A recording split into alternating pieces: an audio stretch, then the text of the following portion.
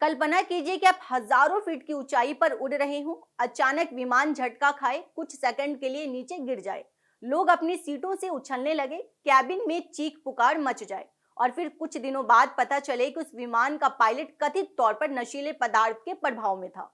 यह किसी फिल्म का दृश्य नहीं है, यह मामला है एयर इंडिया की फ्लाइट AI2379 का, जो 4 अगस्त को फुकेत से दिल्ली आ रही थी। इस घटना ने सिर्फ एयर इंडिया ही नहीं बल्कि पूरे भारतीय विमान तंत्र पर गंभीर सवाल खड़े कर दिए हैं।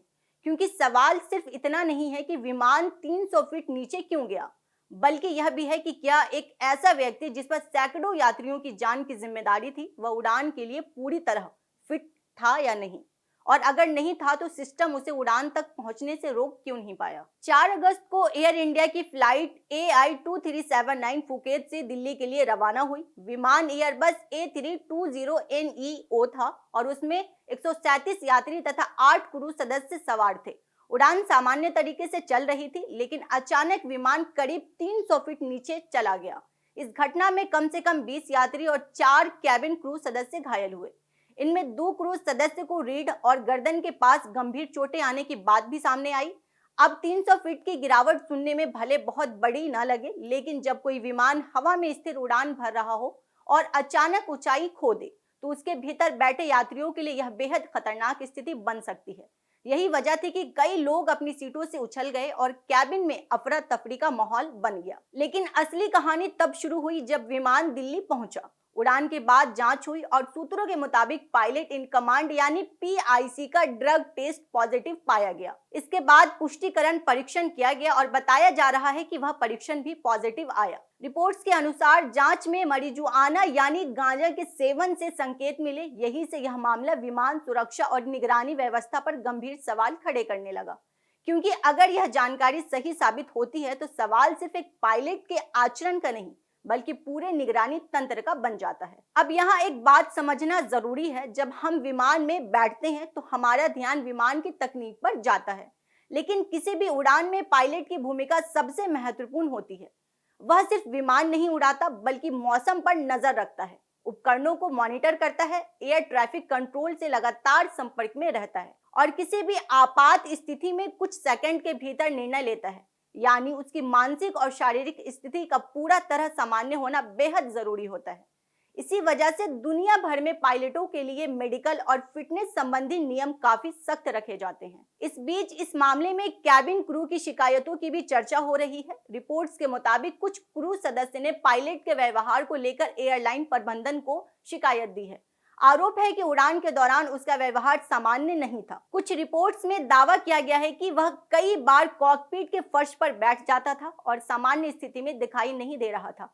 हालांकि इन दावों की आधिकारिक पुष्टि अभी नहीं हुई है और यह पूरा मामला फिलहाल जांच के दायरे में है।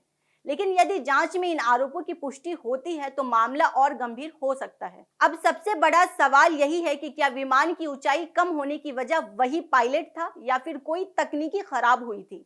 क्या किसी सिस्टम में गड़बड़ी आई थी या फिर कई कारण एक साथ काम कर रहे थे? सच यह है कि अभी इसका जवाब किसी के पास नहीं है और यही बात विमान दुर्घटना जांच ब्यूरो यानी AAIB भी कह रहा है। AAIB ने लोगों से किसी निष्कर्ष पर पहुंचने से बचने की अपील की है। एजेंसी का कहना है कि तकनीकी परिचालन, चिकित्सा और मानवीय सभी पहलुओं की जांच की जा रही है। पायलट डेटा की जांच हो रही है, मेडिकल रिकॉर्ड देखे जा रहे हैं, संबंधित लोगों के बयान लिए जा रहे हैं और सभी तथ्यों को जोड़कर पूरी तस्वीर समझने की कोशिश की जा रही है। लेकिन जांच के दौरान सामने आई एक और जानकारी ने लोगों का ध्यान खींचा। रिपोर्ट्स के मुताबिक जब विमान की ऊंचाई कम हुई तब पायलट अपनी सीट पर नहीं था और विमान की कमान सह पायलट संभाल रहा था। बताया जा रहा है कि इसी दौरान विमान कुछ समय के लिए नेगेटिव जी स्थिति में पहुंच गया। अब नेगेटिव जी क्या होता है, इसे आसान भाषा में समझते हैं। आपने कभी रोलर कोस्टर की सवारी की हो तो महसूस किया होगा कि अचानक नीचे जाने पर कुछ क्षणों के लिए शरीर हल्का महसूस होता है। विमान में भी कुछ वैसा ही अनुभव हो सकता है। अगर विमान अचानक नीचे की ओर गति करे तो लोगों को ऐसा महसूस हो सकता है जैसे उनका शरीर ऊपर उठ रहा हो। यही वजह होती है कि सीट बेल्ट न पहनने वाले लोग अपनी सीटों से उछल सकते हैं। रिपोर्ट्स के अनुसार इस घटना में भी कुछ ऐसा ही हुआ है। इस मामले में एक और महत्वपूर्ण पहलू सह पायलट की भूमिका है। सूत्रों के अनुसार जब स्थिति बिगड़ी तब सह पायलट विमान को संभाल रहा था। बताया जा रहा है कि बाद में विमान को सुरक्षित रूप से दिल्ली में उतारा गया। हालांकि इन सभी तथ्यों की अंतिम पुष्टि जांच रिपोर्ट के बाद ही होगी, लेकिन इस पूरे घटनाक्रम ने यह जरूर दिखाया है कि जांच पूरी होने तक हर पहलू को सावधानी से देखने की जरूरत है। लेकिन इस पूरे मामले का सबसे बड़ा सवाल अभी भी वहीं खड़ा है। अगर पायलट वास्तव में नशीले पदार्थ के प्रभाव में था तो वह उड़ान तक पहुंचा कैसे? क्या उड़ान से पहले कोई चेतावनी संकेत नहीं मिला? क्या मौजूदा जांच व्यवस्था पर्याप्त है? क्या ड्रग टेस्टिंग प्रक्रिया में और सख्ती की जरूरत है? यही वे सवाल हैं जिन पर अब जीडीसीए भी विचार कर रहा है। बताया जा रहा है कि मानव सक्रिय पदार्थों के सेवन की जांच से जुड़े नियमों की समीक्षा की जा रही है। बताया गया कि इस मामले में पायलट को सिर्फ नियम की कार्यवाही ही नहीं बल्कि परिस्थितियों के आधार पर आगे और गंभीर कानूनी परिणामों का भी सामना करना पड़ सकता है।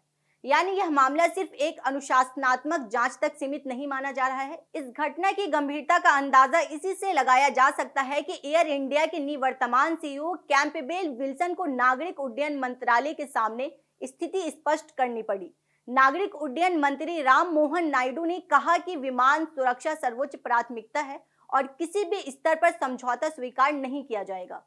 सरकार यह भी जानना चाहती है कि एयरलाइन इस मामले से कैसे निपट रही है और भविष्य में ऐसी घटनाओं को रोकने के लिए क्या कदम उठाए जाएंगे। फिलहाल दोनों पायलटों को जांच पूरी होने तक ड्यूटी से हटा दिया गया है। एएआईबी अपनी जांच कर रहा है, सभी पक्षों के बयान लिए जा रहे हैं, तकनीकी और मेडिकल पहलुओं की जांच की जा रही है और पूरे विमान क्षेत्र की नजर अब उस रिपोर्ट पर टिकी है जो आने वाले समय में इस घटना की असली तस्वीर सामने रखेगी। लेकिन इस कहानी का सबसे महत्वपूर्ण हिस्सा शायद यही है। 4 अगस्त को विमान सुरक्षित उतर गया, लेकिन इस घटना ने एक बड़ा सवाल छोड़ दिया है। क्या हमारी विमान सुरक्षा व्यवस्था ऐसी संभावित चूकों को समय रहते पहचानने और रोकने में सक्षम है? क्या मौजूदा नियम पर्याप्त है और क्या इस घटना के बाद ऐसे बदलाव होंगे जो भविष्य में यात्रियों को सुरक्षित रखेगा और मजबूत बना सके? इन सवालों के जवाब अभी नहीं मिले हैं, लेकिन जब एएआईबी की जांच पूरी होगी तब शायद यह साफ हो पाएगा कि उस दिन आसमान में आखिर हुआ क्या था। और उससे भी बड़ा सवाल यह, क्या यह सिर्फ एक घटना थी या फिर एक ऐसी चेतावनी संकेत जिसे पूरे विमान तंत्र को गंभीरता से लेने की जरूरत है।